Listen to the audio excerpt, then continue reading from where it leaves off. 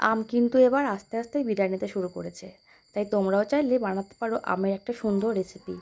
আমকে ধরে রাখার জন্য পুরো ফ্রিজ ভর্তি করে আমরা আম স্টক করে রেখেছি। তোমরা চাইলেও কিন্তু এভাবে আম স্টক করতে পারো।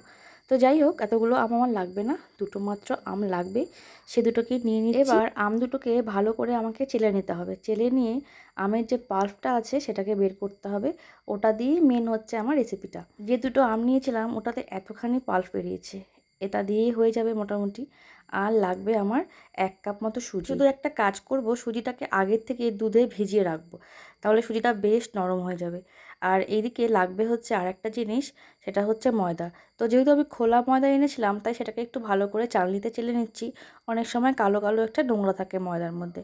এবার সেই আমের পাল্প আর ময়দাটাকে ভালো করে মিশিয়ে নেব।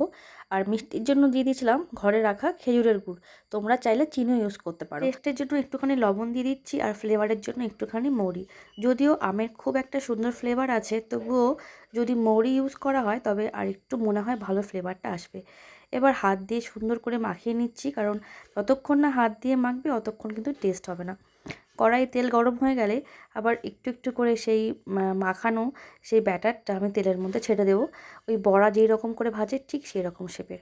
গ্যাসের ফ্লেমটা বেশি হাই না করলেও চলবে, মোটামুটি ওই মিডিয়াম ফ্লেমে রাখলেই হবে।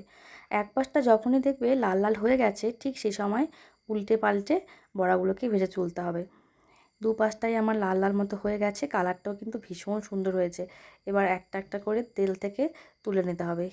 এই প্রথম পক্ষের বড়াগুলো মোটামুটি আমার রেডি। একইভাবে বাকি যে বড়াগুলো আছে সেগুলোও লাল লাল করে ভেজে আমি তুলে নেব।